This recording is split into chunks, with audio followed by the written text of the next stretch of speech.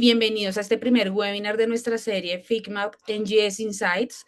Este es un espacio que nosotros hemos creado para abordar temas claves y de alto impacto en NGS y diagnóstico en cáncer puntualmente, desde una perspectiva técnica, clínica y aplicada a la vida real.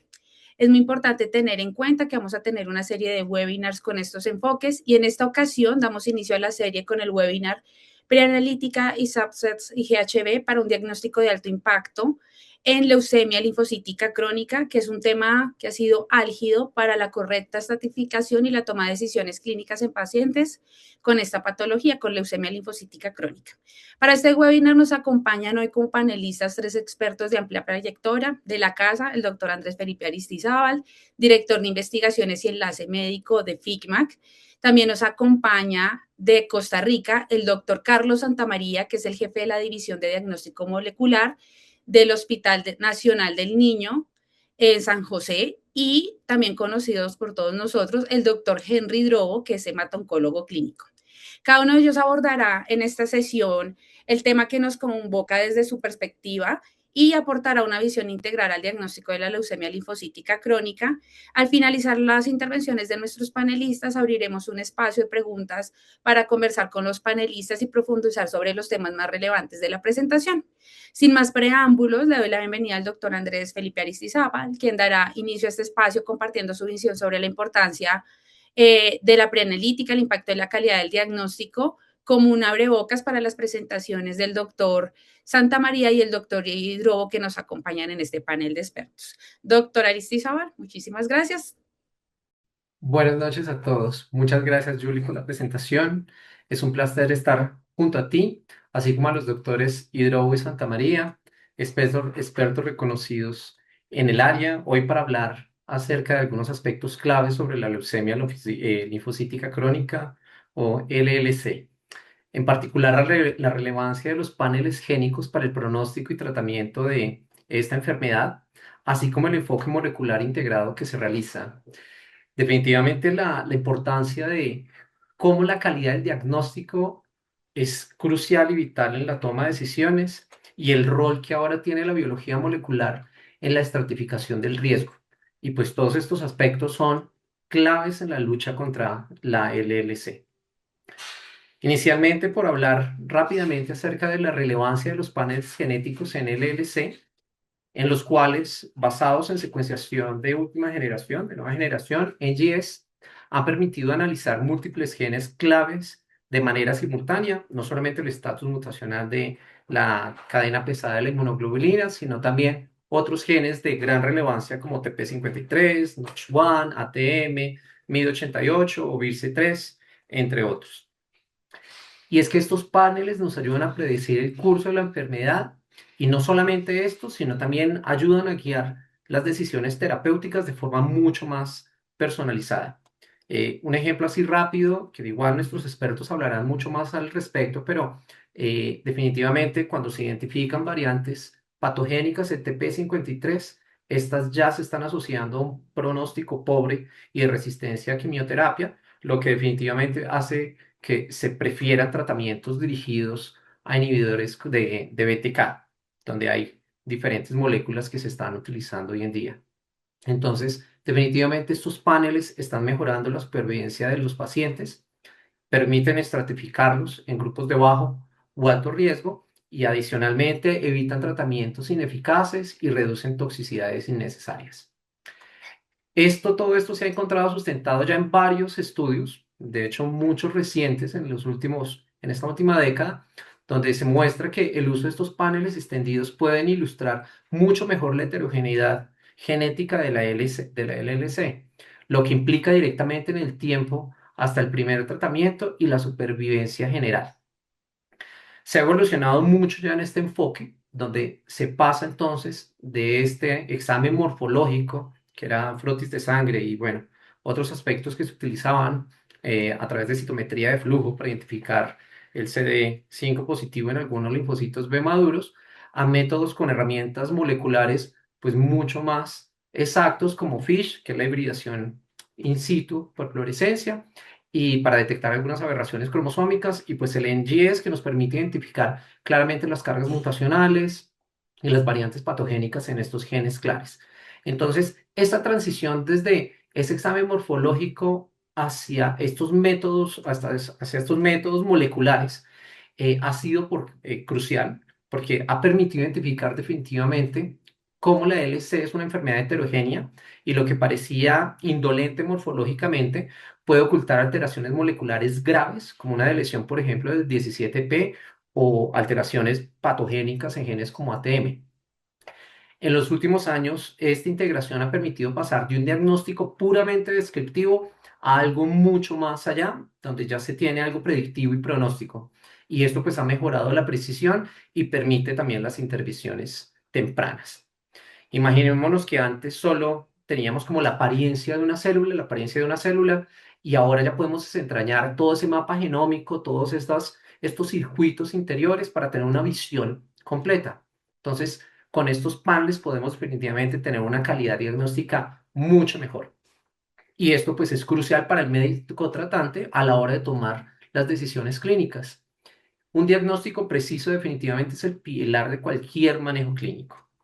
Diferentes reportes han indicado que en términos de leucemia linfocítica crónica, errores diagnósticos iniciales ocurren hasta en un 33% de los casos, y esto pues lleva a tratamientos inadecuados o retrasos en el inicio de los mismos. Así que la calidad en este diagnóstico asegura que volvemos no solo a la presencia de la enfermedad, sino subtipos, riesgos moleculares que hoy en día pues influyen directamente en las elecciones que toman los médicos tratantes en la terapia y ese monitoreamiento activo.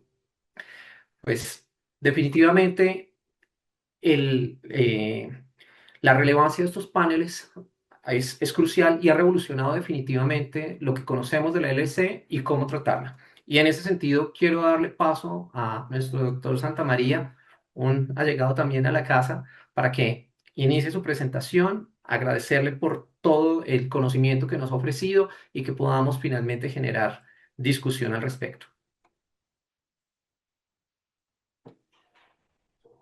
Bueno, muy buenas noches a todos. Agradezco al doctor Arizazábal por la introducción y con el permiso de ustedes voy a pasar a proyectar la presentación que les tengo.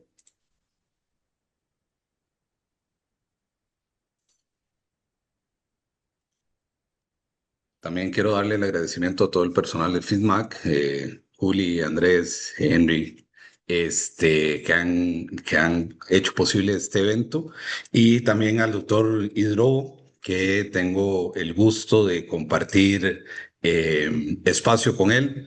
Espero, sin duda, que tengamos un lindo intercambio de toda esta información que ha venido a revolucionar, como decía el doctor Arizazábal, que la LLC ha cambiado y ha cambiado sobre todo la parte de diagnóstico y la parte genética. Y quiero en estos 20 minutos contarles un poquito cómo lo visualizamos y cuál ha sido la experiencia de nosotros como vecinos de ustedes en cuanto al análisis que hemos logrado en la parte genómica del LLC. Básicamente, para todos aquellos que trabajamos en la parte clínica, en la parte del LLC, tradicionalmente sabíamos que un paciente, sobre todo el paciente candidato a tratamiento, le íbamos a hacer tres pruebas. Le íbamos a hacer un FISH para ver unas alteraciones grandes. Íbamos a hacerle el estudio puntual de TP53 para ver mutaciones pequeñas y el estado mutacional de las cadenas pesadas de inmunoglobulina. Eso era mandatorio y eso en cualquier guía. Esto es nada más un ejemplo de la guía del Grupo Español de LLC. Eso lo teníamos por defecto para hacerlo. Sin embargo, esto pues, venía respaldado, pues estas son las guías de la NCCN. Vean, tomen en cuenta que estas son las guías, la última versión que salió del año 2024, que básicamente hablaba de esto, FISH, TP53, cadenas pesadas y el tema del cariotipo.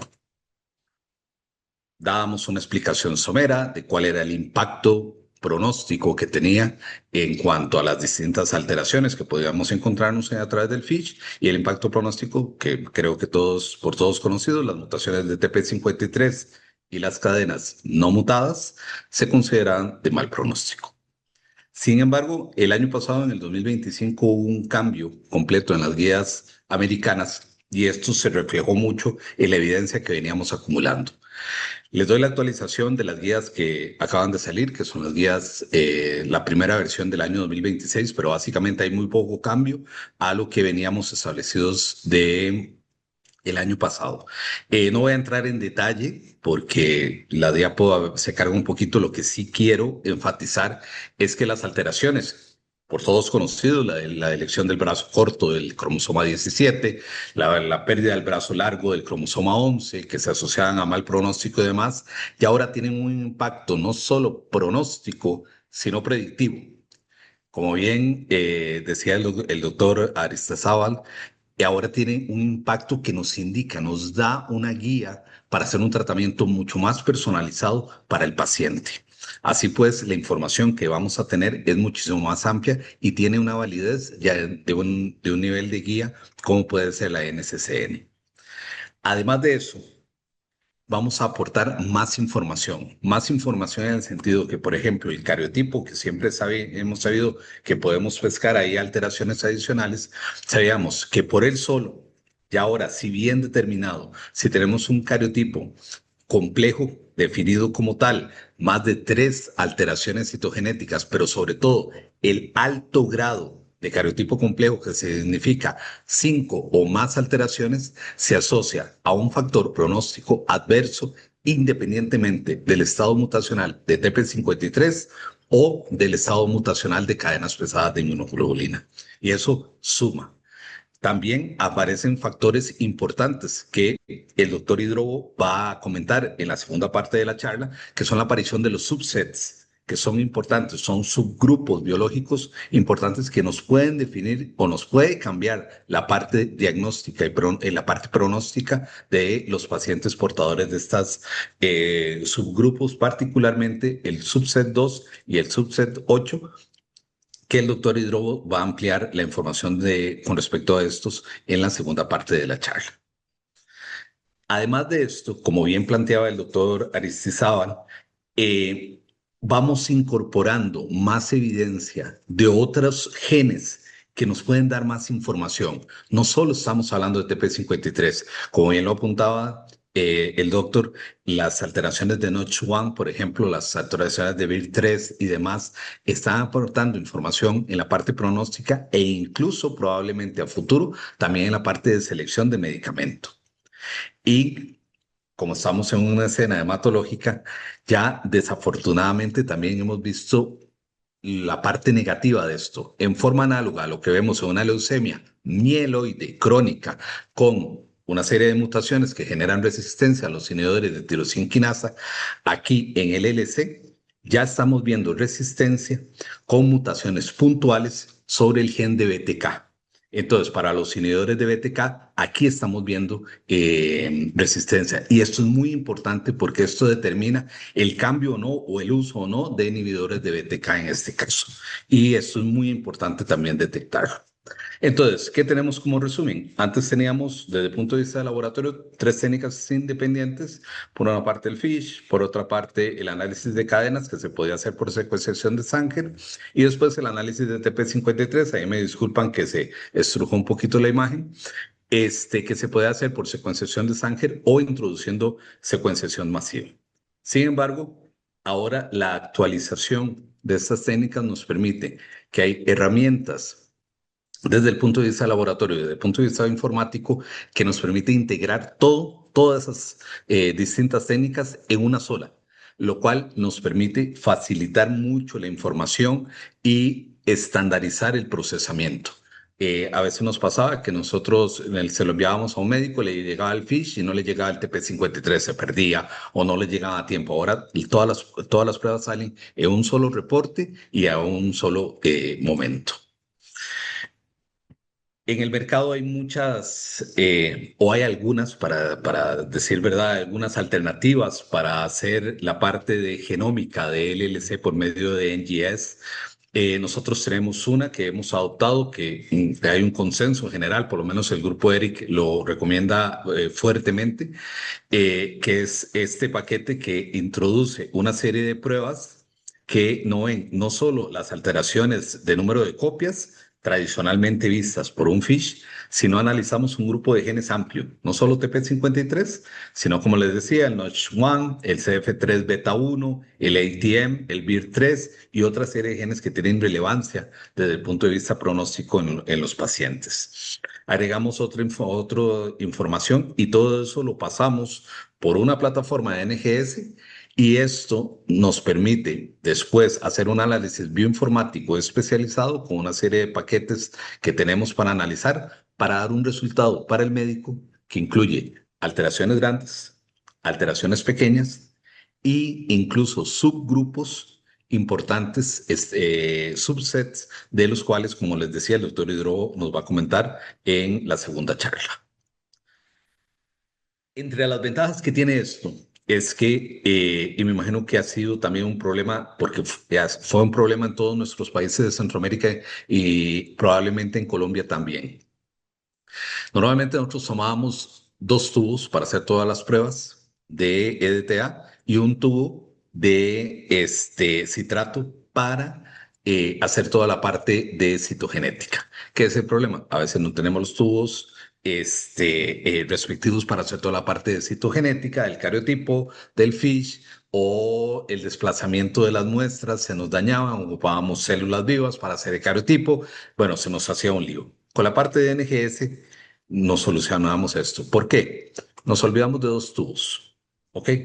Nos olvidamos de esos dos tubos y entonces nos ubicamos en un tubo de TA que hay en todo lado, en cualquier laboratorio de cualquier servicio sanitario, lo vamos a tener y solo ocupamos un tubo. Y como lo que vamos a trabajar es a través de ADN, la exigencia del transporte que tenemos, nosotros recibimos muestras de todos los países de Centroamérica y algunos del Caribe, pues a veces es un poco difícil las aduanas y demás, y el tubo se mantiene en una condición medianamente estable como para hacerlo por NGS.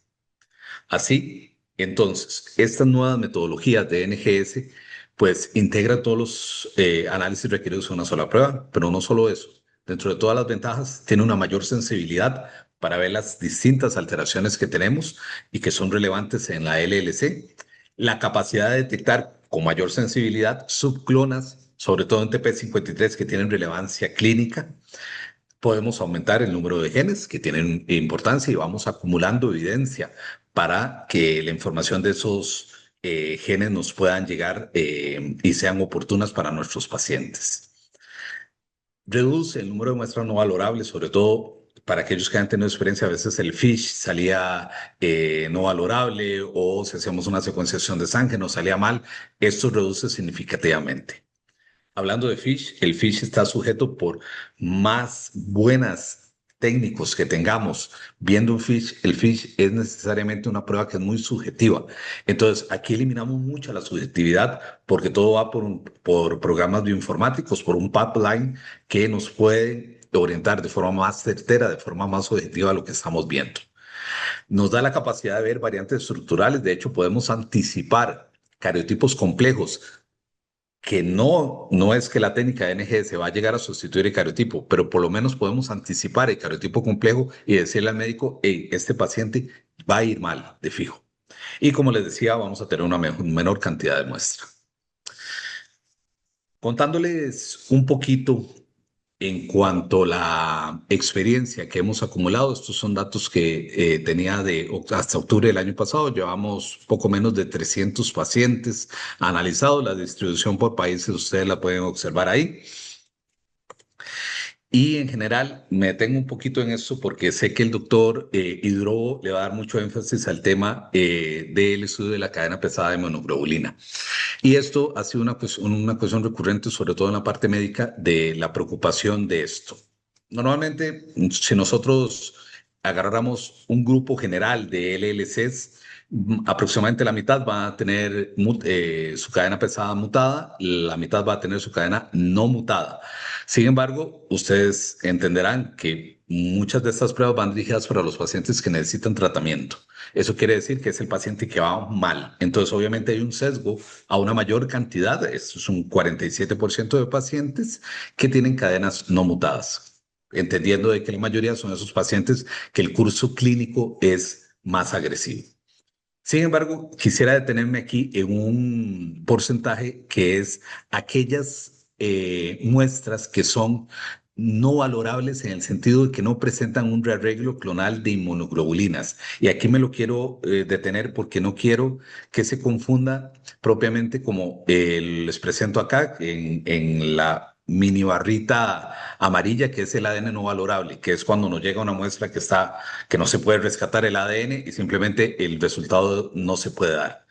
Cuando hablamos que no encontramos el rearreglo clonal, recuerden que ustedes que la leucemia linfocítica crónica, como todo proceso hemato-oncológico, es un proceso monoclonal.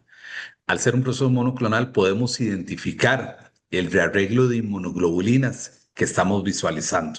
Entonces, si no encontramos ese rearreglo de inmunoglobulinas, es cuando decimos no hay rearreglo clonal.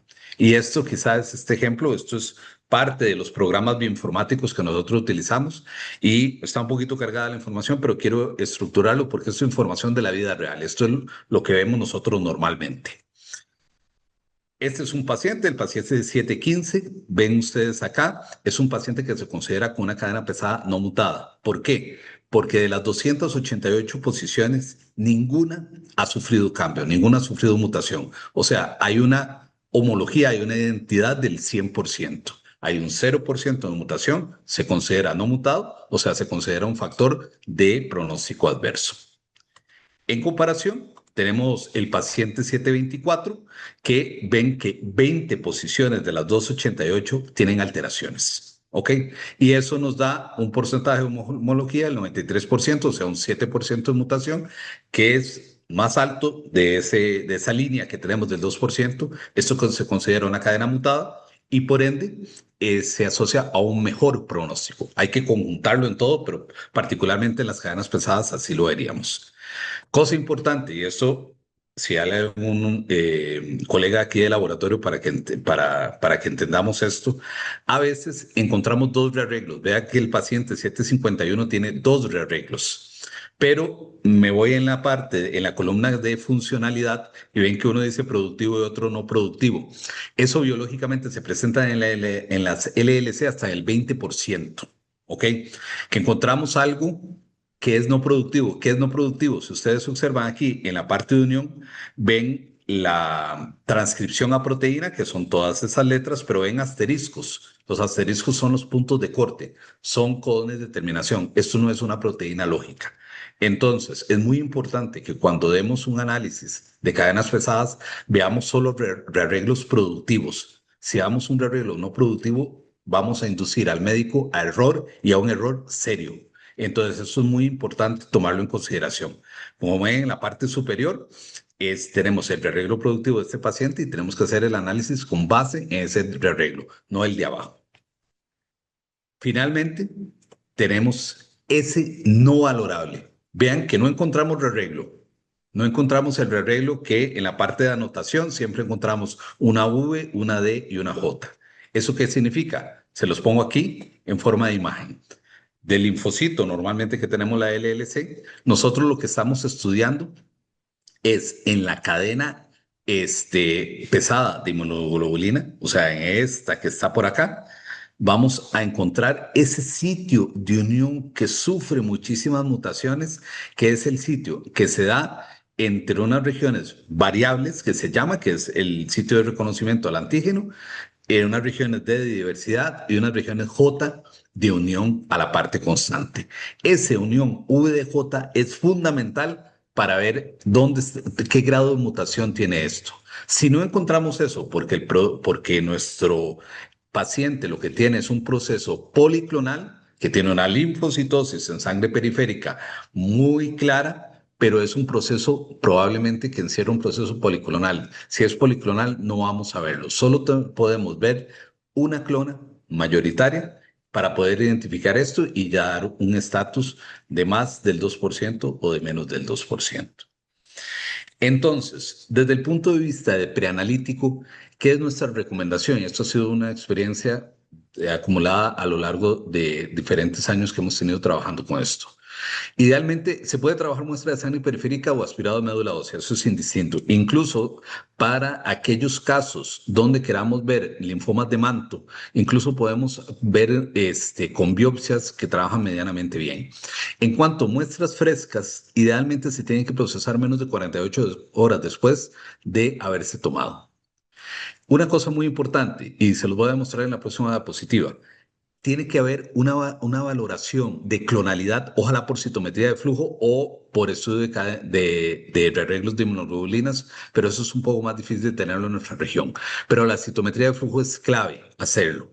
¿Por qué? Porque tenemos que tener certeza de que el proceso que estamos viendo a través de un frote sanguíneo sea realmente monoclonal. Si no, vamos a entrar en un estudio no concluyente.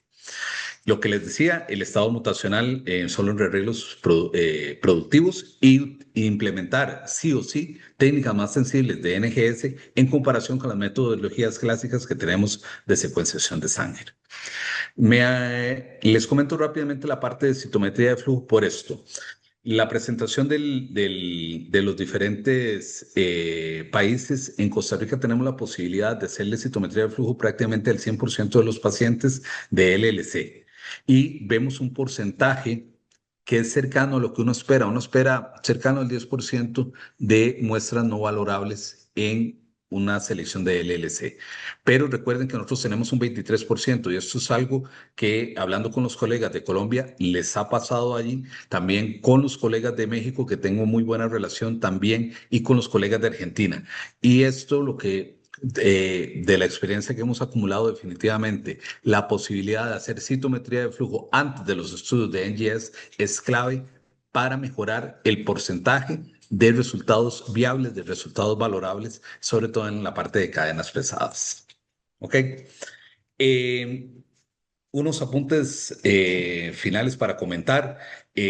Cuando nosotros hicimos una comparativa entre las técnicas clásicas del FISH, donde nos salían la delección de 13Q como la alteración más frecuente, cuando lo validamos por NGS, los porcentajes son muy similares.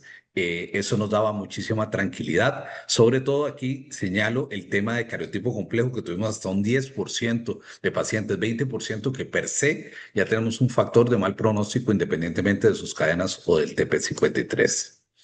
Del TP53, otro apunte, como decía el doctor Aristazábal, es clave, nos define el tratamiento y vean cómo una técnica que gana en sensibilidad, ganamos también en capacidad de detectar esas clonas pequeñas que no podemos detectar por sangre. Aquí tenemos el estudio clásico que teníamos, un 13% de pacientes con TP53 y esto aumenta hasta el 22%, prácticamente duplicamos el porcentaje de detección a través de NGS y esto le da mucho peso a lo que el diagnóstico a partir de NGS. Finalmente, y ya para darle paso al doctor Hidrobo, otros marcadores importantes, la parte de subset que el doctor va a comentar, la parte de cariotipo complejo que venía hablando en las diapositivas anteriores, y la parte de alteraciones en otros genes, que en NOTCH1 es muy importante, prácticamente 1 de cada 4 pacientes va a tener alteraciones en NOTCH1. Y vean lo que les decía de las mutaciones de BTK, esta mutación particularmente en la cisteína 481 en el gen de BTK confiere resistencia a toda la gama de inhibidores de BTK, tanto covalentes como no covalentes. Y de esto ya hemos tenido 2 pacientes y eso cambia totalmente la panorámica de esos pacientes. Con esto concluyo la presentación y hago el pase al doctor Hidrobo, quedando pendiente de cualquier consulta, creo que sería al final de la charla. Muchas gracias, doctor Santamaría. Bastante ejemplificar su presentación, bueno, llena de conocimiento y sabiduría, como siempre. Muy gentil y definitivamente al final de las charlas daremos un espacio para preguntas. Seguramente el público estará allí muy activo.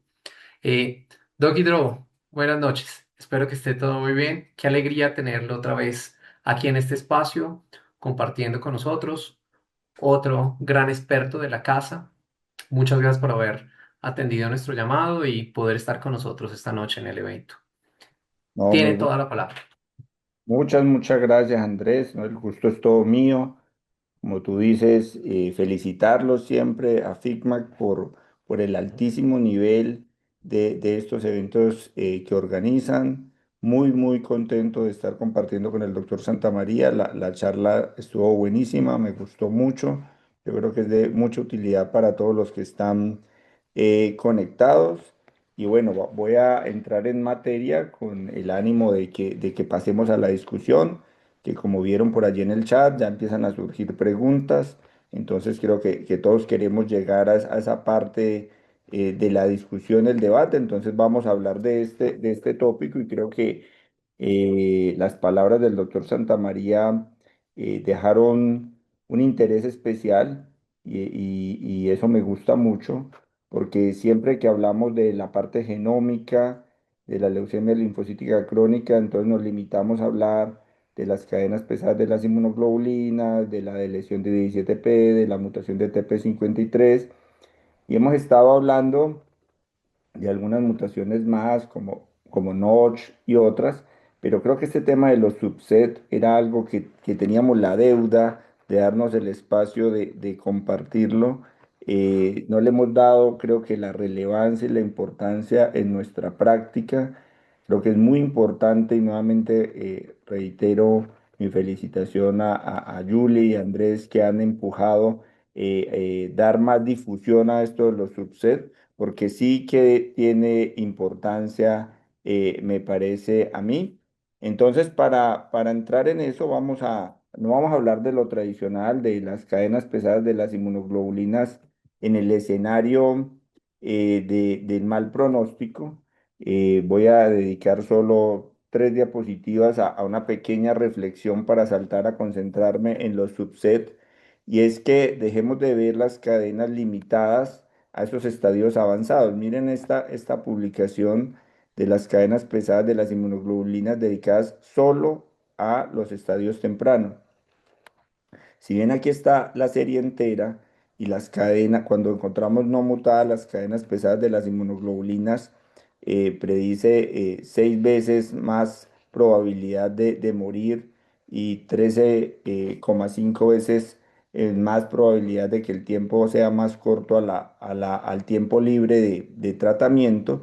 Si miramos los estadios tempranos, ya sea por RAI 02 o ya sea por Binet A, miren que las cadenas pesadas de las inmunoglobulinas no mutadas siguen con la misma capacidad de predicción, bastante significativa y con el mismo hazard ratio, tanto por RAI como por Binet. Y si vemos el tiempo libre de tratamiento, vemos que también con la P muy significativa y con un hazard ratio muy similar a la cohorte entera. Entonces, eso es lo que hemos ido cambiando en el paradigma de no tener limitado, encasillado, que estas anormalidades genéticas se limitan a los estadios avanzados, ¿no? Los estadios tempranos también ostentan estas mutaciones, ostentan estas alteraciones y van implicando pronóstico. Entonces se abre un tema para que debatamos entre todos. Hay muchos expertos conectados que vale la pena que escuchemos los diferentes puntos de vista y es, bueno, ninguno tenemos la duda de que debemos hacer el panel NGS al momento de que vamos a decidir iniciar terapia. Pero este tipo de reflexiones como este, y miremoslo en forma gráfica, creo que está en la siguiente diapositiva, miremos en forma gráfica lo que estábamos mirando en la tabla. Miremos la sobrevida global, como en los estadios tempranos, solo tempranos, las cadenas pesadas de las inmunoglobulinas no mutadas predicen ampliamente una peor sobrevida y predicen una supervivencia libre de tratamiento mucho, mucho peor. Entonces, el punto al debate es, ¿será que usamos estos paneles genómicos, aparte de tenerlos claros al momento antes del tratamiento, los usamos también al diagnóstico, sabiendo que nos dan toda esta información valiosa en los estadios tempranos? Yo creo que mientras lo pudiéramos hacer y no tuviéramos una dificultad, y sabiendo, y ahorita lo podemos debatir con el doctor Santamaría, qué tan estable es esto en el tiempo, pues nos podría dar una información muy valiosa en esos estadios tempranos y por eso lo traje, porque me parece que es un tema de debate si incorporamos la genómica más temprano en los estadios de nuestros pacientes para ir conociendo mejor frente a qué tipo de leucemia estamos y saber si eso va a cambiar la forma como vamos a hacer el seguimiento a estos pacientes de mayor riesgo. Y solo para terminar con ese tema, el análisis multivariado ratifica que no es que esté correlacionado con otro factor y eso es lo que está jalonando el mayor pronóstico adverso que vimos en la gráfica anterior. No, en el análisis multivariado sigue estando como una variable predictora de riesgo, por el contrario, ya cuando se hace el análisis multivariado alcanza un hazard ratio más alto de 8 veces más probabilidad de predecir ese riesgo. Ya habiendo hecho esa reflexión, que me parece un tema importante para el debate, me voy a concentrar los siguientes minutos en lo de los subsets. Entonces, lo de los subsets no es algo novedoso que salió en la última publicación de este último año, no es algo que salió en el último ASH y que entonces ahora está de moda y por eso comenzamos el año haciendo esta revisión. No, esto es algo que ya está bien establecido. Van a ver que en las diapositivas más adelante me voy a relatar a publicaciones que vienen desde 2012 para que vean el histórico que tiene esto, pero ya después de una década de acumular evidencia de los subsets, la ERIC, de European Research Initiative of CLL, pues decide en su reunión sacar una posición de consenso como recomendación para, con respecto al análisis de la secuenciación de las cadenas pesadas de las inmunoglobulinas, pues dar una posición frente a esto. Y entonces el doctor Santamaría es más experto en todos estos puntos. Ahorita nos podrá dar acotaciones respecto de esto, de la metodología, de los tipos de alelos identificados, la B, D, J, la funcionalidad, del porcentaje de los genes, cómo se debe expresar. Pero en lo que me compete a mí comunicarles respecto de esto. Miren lo de los subsets. Es uno de los puntos que la ERIC está recomendando que debemos hacer, ¿sí? Identificar el subset. Es decir, desde el 2012 hay evidencia, pero desde el 2022, ¿sí? Ya vamos a completar 4 años, ya es parte de lo que debemos hacer cuando analizamos la secuenciación de los genes de las cadenas de las inmunoglobulinas. Debemos analizar esto porque está muy bien definido el valor pronóstico, sobre todo para los subsets 2 y 8. Entonces, ya viendo que no es algo de moda, sino algo obligatorio, entonces incorporémonos más en el tema. Esta misma publicación de Eric, entonces, se concentra dentro del 2 y el 8 en el 2, porque claramente es el más frecuente y es el de más mal pronóstico, como lo vamos a ver.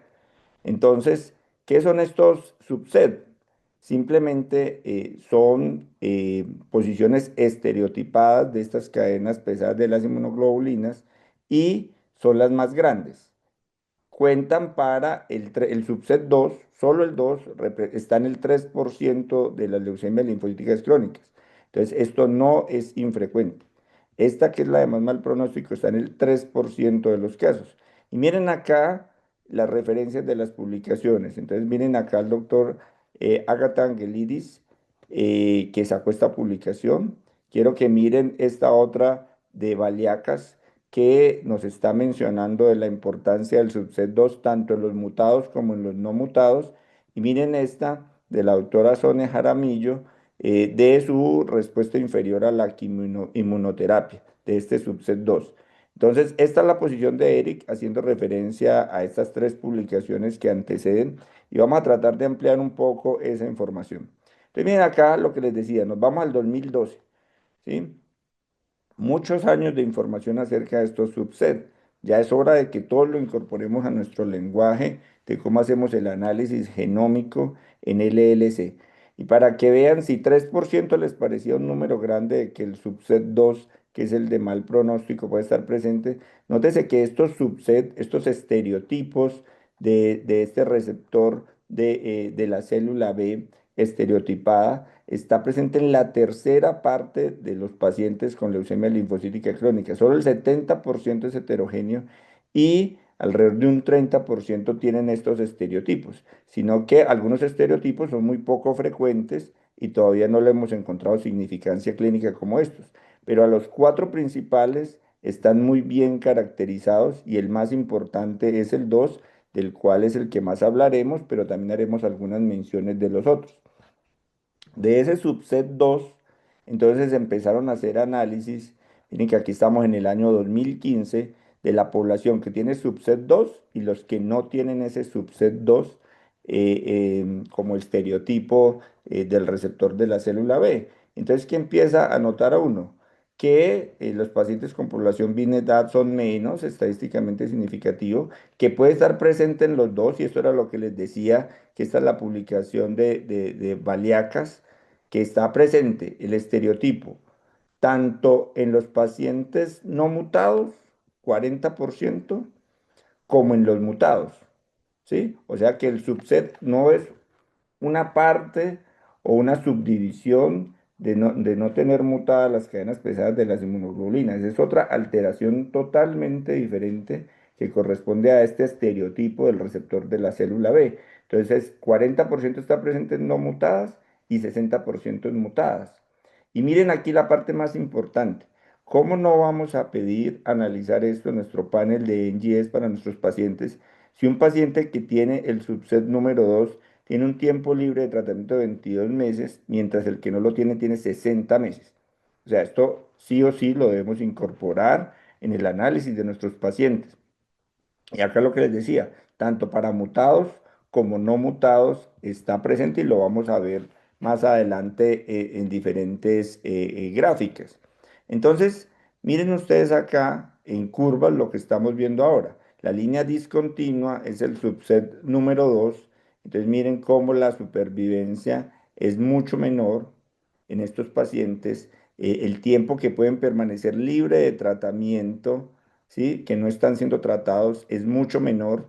Y ahí vuelve el debate, y ahora de pronto me entienden por qué yo quería plantear el debate de incorporar estos análisis genómicos más temprano. Si yo tengo la capacidad de predecir, no solo con las cadenas pesadas de las inmunoglobulinas no mutadas, sino con análisis como este del subset número 2, ¿cuánto tiempo puede estar mi paciente libre de tratamiento? Pues no vale la pena que empecemos a analizar eso un poco más temprano. Entonces miren la capacidad de predicción que tiene esto. Ahora, esta gráfica es interesante, los autores la sacaron así en blanco y negro, en grises, pero queda claro lo siguiente. Si miramos el subset número 2, que puede estar presente en no mutados, 87 pacientes, y en mutados, 125 pacientes, entonces, nótese que estas dos curvas están casi igual acá. No es igual la capacidad de no predecir, de predecir que no pueden estar libres de tratamiento, ya sea mutados o no mutados. No es algo que sea dependiente de que no esté mutado.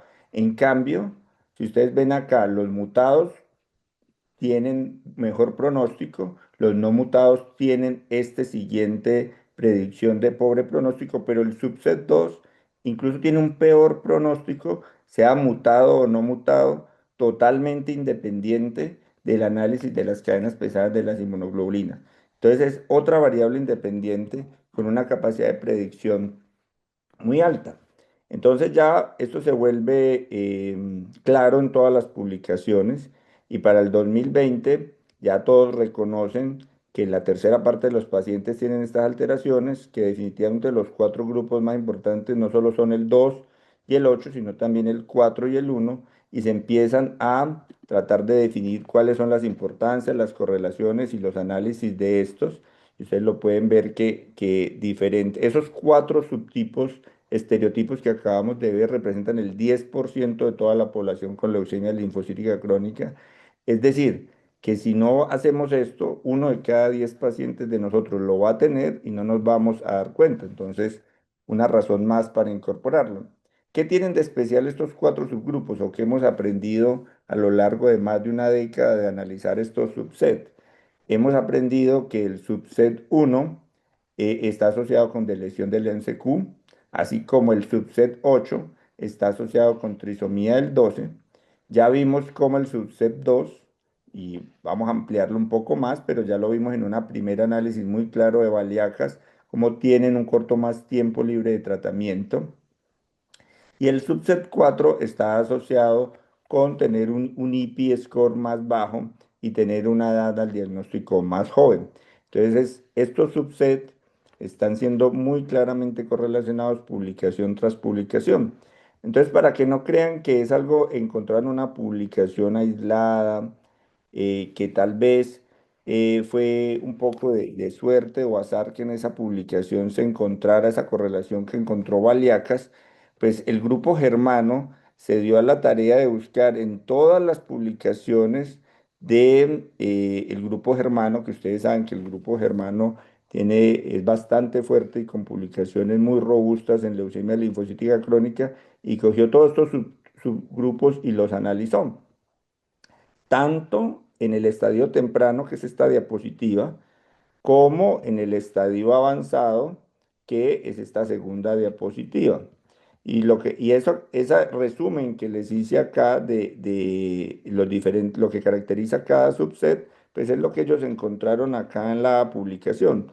De lesión 11, ustedes ven más frecuente en ese subset 1. Miren, por ejemplo, la trisomía 12, 100% de los pacientes con subset 8, ¿sí?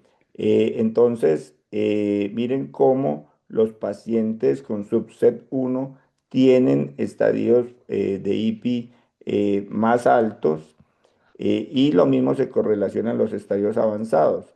De lesión 11 más alta, trisomía 12 para el subset 8 más alto, y estadios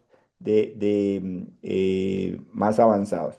Aquí a colores pues se nota mucho mejor la diferencia que queríamos mencionar. Entonces, si esta es la supervivencia acumulada de los pacientes, entonces en la A está el tiempo libre de tratamiento, en el C está la sobrevida global, y en el B, se me hizo, en el B está, creo que la sobrevida libre de progresión. Entonces, si ustedes ven el verde, que es el subset 2, claramente es un factor predictor de mal pronóstico para cualquiera de los desenlaces, para el tiempo libre de tratamiento, para la supervivencia libre de progresión y para la supervivencia global, que se comporta independiente de si es mutado o no mutado, que es la gráfica gris, el no mutado, o el mutado, que es las cadenas, cuando están mutadas las cadenas pesadas de las inmunoglobulinas. Entonces se vuelve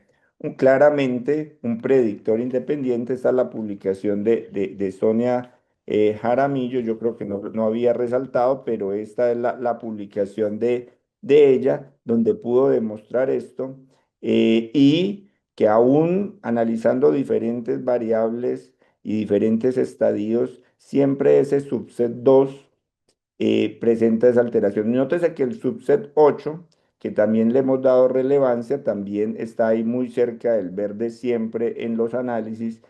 eh, y el subset 1 y el subset 4, que también los mencionamos como los otros importantes, pues noten que el 4 tiene mejor pronóstico. Entonces, por eso también es importante medirlo. Nótense acá que el 4, ¿sí? Asociado a esas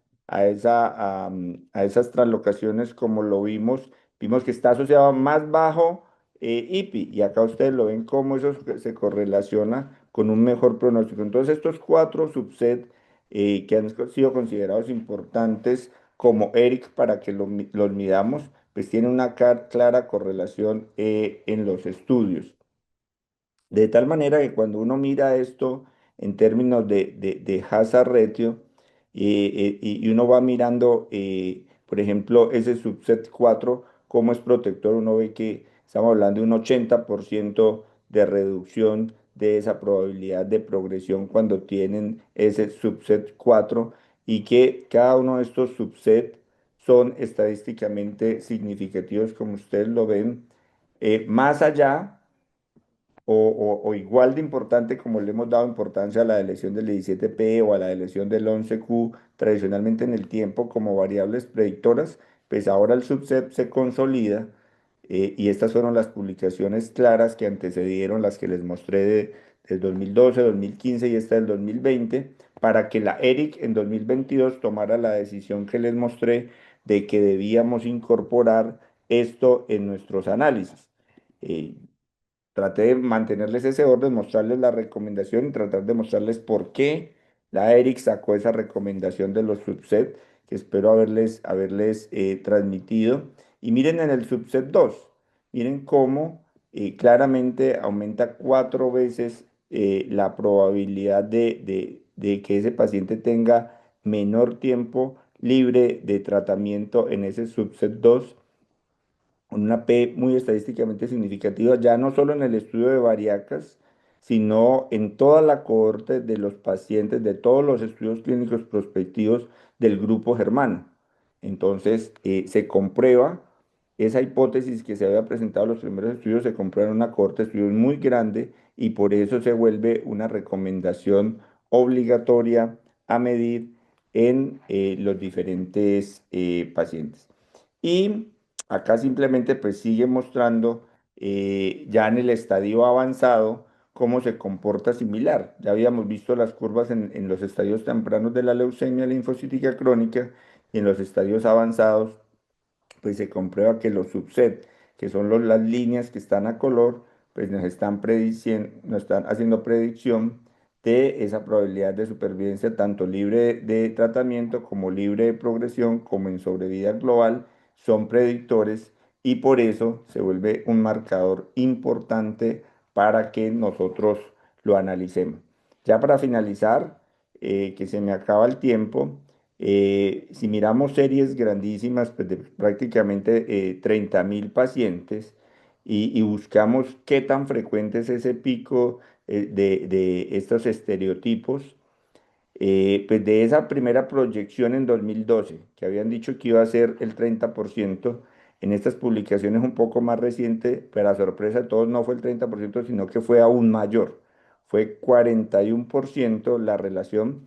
Y si ustedes lo ven acá, está presente tanto en pacientes que tienen las cadenas pesadas de las inmunoglobulinas no mutadas como en las que tienen mutadas, ¿sí? Es una variable independiente, ese estereotipo que se ve en el receptor de la célula B, se puede ver en ambos paneles, un poco más en los no mutados en esta serie, un poco menos en el mutado, por eso en promedio de toda la cohorte, pues nos da este 41% que les acabo de mencionar.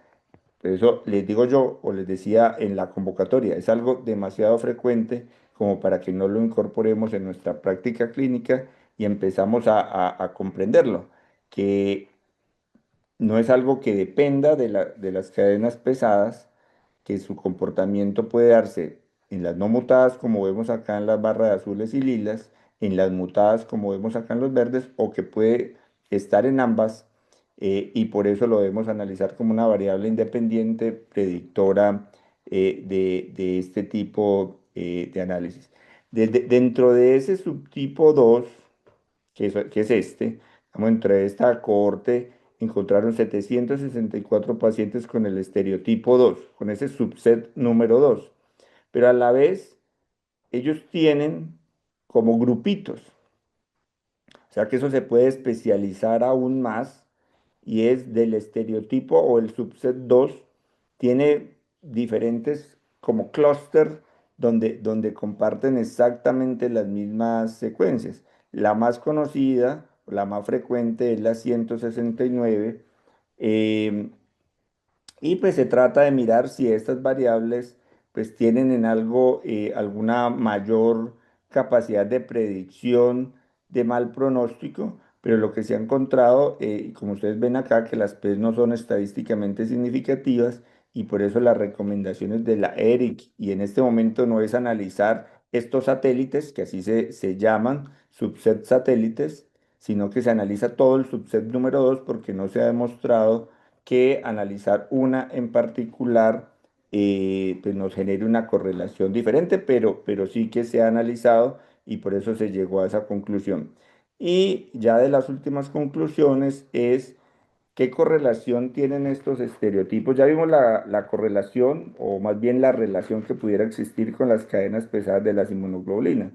Pero si ya me he esmerado en decir que es una variable predictora independiente, entonces, ¿qué otras correlaciones podría tener con las otras mutaciones? Entonces, ustedes lo ven acá, siendo las azul las mutaciones SF3B1, las rojas las mutaciones de Notch1 y las verdes de TP53, pues el estereotipo 2 puede estar con todo el espectro de manifestaciones y los otros estereotipos, para no hablar solo del 2, acá están los diferentes números de los estereotipos, pueden correlacionarse con diferentes mutaciones, pueden estar presentes, pero hay ciertas mutaciones que se correlacionan. Por ejemplo, en este caso, en el estereotipo 2 o en el subset 2, miren cómo es mucho más frecuente la mutación de SF3B1, mucho más. Pero, y creo que con esta termino, no quiere decir que el subset 2 sea un sucedáneo o simplemente un asociado de la mutación de SF3B1, ¿sí? Coinciden, pero no son la misma cosa y por eso las tenemos que seguir analizando en el panel de NGS. Se debe reportar parte de la mutación de SF3B1 con otro informe por aparte para el subset número 2 del receptor de la célula B, porque miren ustedes que no hay una correlación en el subset número 2, es igual de malo el pronóstico tenga o no tenga la mutación. Entonces, a pesar de esta correlación tan frecuente que vimos acá, en esta barra azul tan grande para la mutación de SF3B1, no, es tan potente la influencia pronóstica de este subset 2 que tenga mutante o no tenga wild type la mutación SF3B1, el mal pronóstico del subset número 2 permanece igual, eh, tanto en sobrevida global como en sobrevida libre de progresión, como ustedes pueden ver allí. Espero que hayan disfrutado tanto este tema como lo disfruté yo organizándolo. Me pareció un tema súper interesante y bueno, y quedamos totalmente abiertos para el debate y la discusión.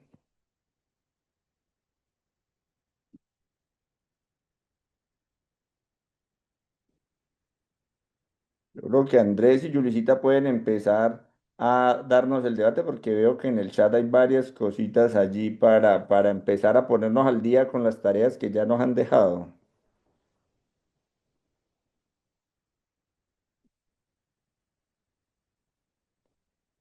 ¿Quién se anima, Yulisita o Andrés, a mirar las preguntas que están en el chat?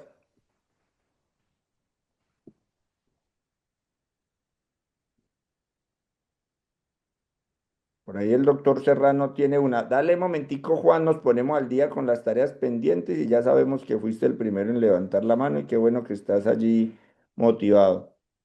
Dale, Yulisita, ahí pues con la primera del chat, que creo que esa es para el doctor Santamaría, la primera. No, no te Juli, escuchamos. tenés el No te micrófono escuchamos, cerrado. Julie. No te escuchamos. Si quieres, dale rescate, Andresito, o si quieres, yo le leo esta preguntita Oh, aquí al doctor Santamaría. Nada, Doc, muchas gracias. Creo que Julie ya tenía, bueno, tiene algún problema con las preguntas, pero ya debe estar llegando.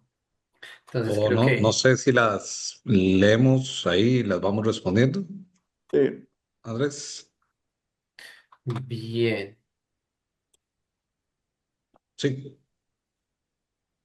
bien. Eh, Julie, espérate a ver, Ya, Julie, no sé si nos... Ah, una ya. disculpa, por favor, es que el anfitrión me había organizado los micrófonos. Entonces, antes que nada, doctor Hidro, doctor Santamaría y por supuesto también Andrés Felipe, que es de la casa, pues agradecer profundamente sus intervenciones en este evento académico, que es nuestra primera charla de esta serie de charlas en las que vamos a abordar varios temas álgidos de NGS. Fueron muy claras y muy valiosas indiscutiblemente y nos han dado una perspectiva muy amplia sobre la leucemia linfocítica crónica, una parte que es muy fundamental, que es la parte de diagnóstico, la parte preanalítica, la prueba de secuenciación de próxima generación y por supuesto eso cómo deriva en las decisiones clínicas y en la interpretación. De esta manera vamos a hacer algunas preguntas del chat, pero vamos a abordar primero una desde la perspectiva de genética con Andrés Felipe, otra con el doctor Santamaría y otra con el doctor Hidrobo, y voy a hacer algunas preguntas del chat y por tiempo pues vamos a preseleccionar algunas. Esta primera pregunta pues está dirigida al doctor Aristizábal y es la siguiente. Desde tu experiencia, ¿cuáles son los principales retos que enfrentan los genetistas al integrar los resultados de estudios moleculares como IGHB y, por supuesto, los subsets que nos mencionó el doctor Hidrobo dentro del informe diagnóstico de leucemia linfocítica y crónica y cómo puede un laboratorio apoyar una interpretación clara y clínicamente accionable para el equipo tratante? Ok, Julie, muchas gracias. Excelente pregunta. Antes de dar inicio a mi respuesta, bueno, también me uno a tus agradecimientos al doctor Hidrobe, doctor Santamaría, por tan excelente presentación y realmente disfruté muchísimo la explicación, como algunas de las personas en el chat ya lo colocaban allí. Entonces, bueno, yo creo que inicialmente debemos, no sé, quiero indicar algo fabuloso que está pasando en este momento con esta revolución de estos paneles y cómo se ha venido, cómo ha venido evolucionando todo lo que tiene que ver con diagnóstico en términos de la LLC. Pues desde mi experiencia como genetista en Figma, donde estamos realizando un volumen significativo de pruebas moleculares para LLC en Colombia y en la región, la integración de estos resultados como el estatus de los resultados dentro de un informe, como el estatus de mutacional de la IGHB, la identificación de los subsets estereotipados, que son supremamente relevantes, como ya lo estaba comentando el doctor Hidrobo, y asimismo integrar allí las diferentes variantes en genes claves en un informe diagnóstico representa como el principal avance en en la estratificación pronóstica y predictiva de esta enfermedad. Y pues ahora sí, como entrando definitivamente, hay algunos retos que creo yo que son como de los más importantes para los genetistas a la hora de enfrentarse a estos resultados. Uno de los primeros tiene que ver con estos casos problemáticos que ya lo estaba empezando a mencionar el doctor Santa María, los que tienen que ver con el borderline, ¿sí? Se sabe que más o menos entre el 5 y el 10% de los casos se encuentran con mutación limítrofe, que es entre el 97 y el 97,99% de identidad con la secuencia germinal, o presentan estos dobles reordenamientos, que puede ser uno productivo y otro no, con el estatus de hipermutación, el SHM que siempre aparece allí, discordante. Entonces, pues ahí hay que seguir claramente como las recomendaciones que ya grupos como el de España, que tanto el doctor Hidro como Santa María ya nos estaban mencionando, este grupo ERIC, pues son cruciales como para poder hacer una interpretación clara, ya que el pronóstico definitivamente cambia muchísimo dependiendo de ese estatus. Por ejemplo, el borderline empieza a parecerse más al no mutado, ¿sí? Y obviamente los subsets agresivos como el 2 y el 8 que ya nos estaba comentando el doctor Hidro, pues también cambian el escenario.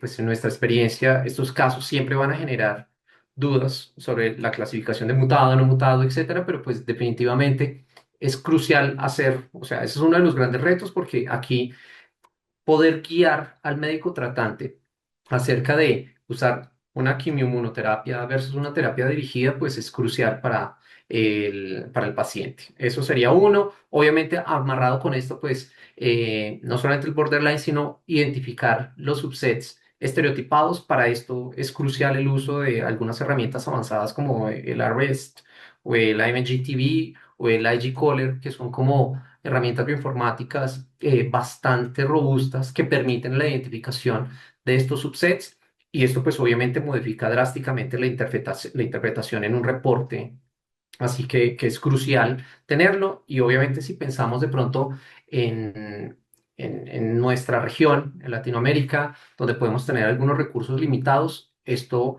en algunos casos el hecho de no colocar bien estos subsets, no identificarlos, sino entregarlos claramente, pues lleva a subestimar el riesgo de un paciente, ¿no? Lo otro serían las técnicas y la estandarización de estas técnicas. Entonces, pues siempre seguir estos protocolos que Eric nos entrega porque hay unos desafíos en términos de sensibilidad para poder identificar estos reordenamientos minoritarios o los subclonales, la amplificación de bias, cosas de ese estilo. Ya el doctor Santamaría lo mencionaba también, biopsias con baja carga tumoral pues se hacen todo un desafío y pues nos puede llevar fácilmente al fracaso en la prueba o que la ambigüedad aumente.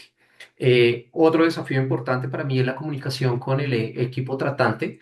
Entonces, obviamente, si el informe solamente lleva datos crudos sin un contexto clínico accionable, puede ser que algunos hematólogos no estén muy familiarizados con estos subsets o el impacto predictivo de algunos de estos genes que son cruciales dentro de estos paneles y pues esto lleve a que pues no se empleen las terapias dirigidas y que no se haga la interpretación adecuada, lo cual pues empeora el panorama del paciente. Y efectivamente como un reto final allí queda como la integración de todo lo que encontramos en estos paneles génicos. O sea, por un lado, todo lo que tiene que ver con el estatus mutacional de las IGHBs, pero adicionalmente todos estos genes de relevancia que se puedan integrar en sí y que todos ellos puedan llegarle directamente pues al equipo tratante con una decisión, o sea, con una indicación clara de qué es lo que deben hacer. Entonces creo que esos son los principales retos y creo que la segunda parte de tu pregunta tenía que ver acerca de cómo el laboratorio puede ayudar a la interpretación clara y pues clínicamente accionable del equipo tratante. Yo creo que nosotros en Figma ya hemos implementado varias estrategias para superar estos retos que mencionábamos y estamos haciendo informes pues mucho más útiles, todos ellos basados no solamente en las guías del ERIC, sino de el International Workshop de Chronic Lymphocytic Leukemia. Esos son los protocolos como más actualizados que tenemos, donde se indica claramente reportar el estatus de mutación de la IGHB, eh, con una precisión de dos decimales, indicar claramente cuál es el estatus que se genera, entonces no solamente el porcentaje, sino el estatus. Además de eso, asignar un subset si se aplica y siempre incluir un comentario interpretativo. Entonces, por ejemplo, si decimos mutado, entonces un pronóstico favorable, candidato a quimio, inmunoterapia, si no hay TP53 alterado o no mutado, etcétera, etcétera. Eh, Otro punto aquí importante son estos comentarios clínicos accionables. Entonces, no solamente los datos crudos, sino agregar como este perfil sugiere rasgos, un bajo riesgo de progresión rápida y buena respuesta a o enriquecido con el subset agresivo tal, correlacionar con la evolución clínica. Yo creo que eso es importantísimo. Definitivamente hacer formatos unificados, que lo mencionaba como dentro de los retos, esto es algo que tenemos que hacer.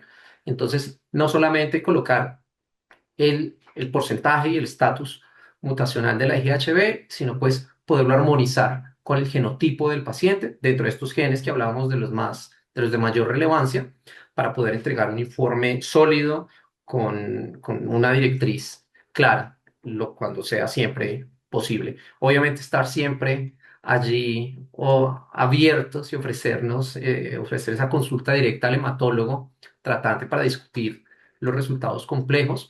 Y yo creo que otra adicional aquí sería lo que estamos haciendo hoy, la educación continua y el feedback. Sí, este tipo de sesiones creo que también son cruciales para que todos aprendamos un poco. Hoy he aprendido un montón de cosas.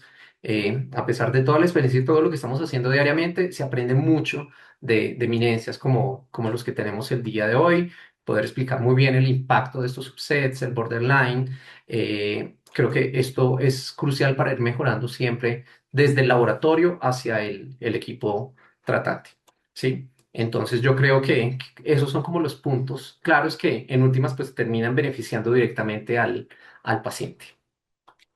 Excelente, Andrés. Muchísimas gracias por tu intervención, muy interesante y creo que está súper alineado con la pregunta que le vamos a hacer al doctor Santamaría. Doctor Santamaría, de acuerdo a tu experiencia que indiscutiblemente en la presentación quedó sobre la mesa, que es muy amplia, coméntanos cuáles son los errores preanalíticos más frecuentes que has identificado en el estudio de las muestras para los pacientes con leucemia linfocítica crónica y cómo estos pueden impactar directamente la confiabilidad de las pruebas claves como la caracterización de GHB, que es un reto empinado, y así la toma de decisiones clínicas. Ok, quizás el problema más importante que vamos a tener, si tenemos una plataforma adecuada de NGS y demás, es enviar una muestra que en realidad no corresponda a una LLC o a un proceso monoclonal específico tal cual. Y con esta respuesta quiero apoyarme también para ir respondiendo, porque no quisiera dejar ninguna pregunta en el chat pendiente. La doctora González preguntaba el porcentaje que puede corresponder a una alteración propiamente, o a un mal manejo desde el punto de vista del laboratorio y demás. Hay que tener en cuenta que con una técnica normal de NGS, uno esperaría hasta un 5 o un 10% de pacientes que son LLC, de muestras que son LLC, pero recuerden que el rearreglo de inmunoglobulina sufre muchísimas mutaciones. Entonces uno hace diseños de primers, muchos diseños de primers que tratan de pegar en zonas que son ampliamente mutadas. Entonces, se estima que entre un 5 y un 10% no lo vamos a poder identificar. ¿Qué alternativas tendríamos para disminuir ese sesgo? Tener ya sea bien otro protocolo de NGS, que es difícil tenerlo los dos en un solo laboratorio, o al menos, que es lo que nosotros hacemos, devolvernos a secuenciación de Sanger, que es la secuenciación clásica que ahora el doctor Hidrobo ponía con los primers que llamamos líder, y poder identificarlo. Hemos encontrado un paciente que por lo menos lo pudimos rescatar, que son que por el diseño propiamente de NGS no lo pudimos identificar y por diseño de Sanger también. Entonces, en términos generales, ese es un 5 o un 10% de que podríamos detectar. La preanalítica más importante, nuestra recomendación siempre es hacer citometría de flujo antes para demostrar que es un proceso clonal. ¿De acuerdo? Entonces, eso es el aspecto más importante. El transporte de la muestra, que la muestra ojalá que llegue en un tiempo prudencial a al laboratorio y después, propiamente en todo el procesamiento de NGS, tenemos muchos puntos de control para garantizar realmente tener un adecuado material de trabajo. La parte de bioinformática, que lo planteó ahora la doctora Aristizábal, es muy importante conocer todas las herramientas del IG Cholera, REST, todos los sistemas que uno tiene para dar adecuadamente un diagnóstico. ¿De acuerdo? No quisiera, pero hay un par de preguntas, ojalá que tengamos De tiempo, Juli, acuerdo. para responderlas porque creo que Tenemos son muy válidas. tenemos un espacio muy limitado, ya estamos a punto de cerrar. Vamos a seleccionar una de las preguntas del chat que creo que es muy pertinente para el doctor Hidrobo, y es la siguiente, y es de Tania Alejandra Correa. Buenas noches, si un paciente está en estudio de algún trastorno proliferativo, ¿tiene sentido que se le estudie IGHB o esta prueba solo se debe realizar en pacientes con leucemia linfocítica crónica? Si bien es una pregunta muy del enfoque del doctor Hidrobo, pues también queda abierto para discusión con Andrés Felipe y el doctor Santa María y finalizaríamos con esta pregunta. Sí, bueno, la verdad es que en leucemia linfítica crónica está ampliamente soportado, pero se ha visto en muchos otros trastornos linfoproliferativos de la célula B que se correlaciona con pronóstico. ¿Cuál es la diferencia con el ELC? Que tiene cohortes de estudios muy grandes que han validado ya su utilidad en la práctica clínica. Entonces, ¿qué se espera que vaya pasando en el transcurso de otros, con los otros trastornos linfoproliferativos? Que esas cohortes vayan aumentando para que puedan subir como a un nivel de recomendación que diga, lo voy a empezar a incorporar en mi práctica clínica porque ya me marca una directriz de cuál es el pronóstico y me predice hacia dónde guiar la terapia. Entonces, tenemos estudios basales donde ya nos muestran que sí hay correlación, pero necesitamos empezar a tener la data de cómo eso se mete dentro de nuestras guías clínicas de manejo. Se espera que esto va a suceder primero con lo de las células más maduras, como la LLC, y luego iremos mirando su impacto en otros trastornos como manto y otros más agresivos. ¿Cuál sería la opinión de Carlos y Andrés allí al respecto?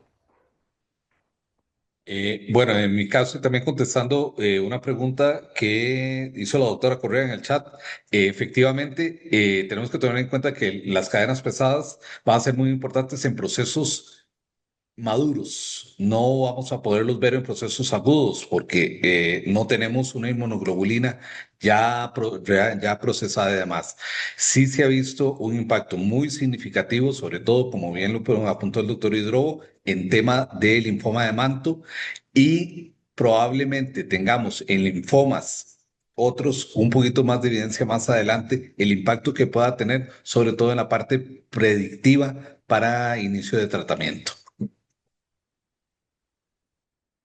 Excelente, Doc. No sé si Andrés Felipe quiera hacernos algún comentario al respecto. No, yo creo que ya queda muy claro con la discusión que hace el doctor Hidro Santa María.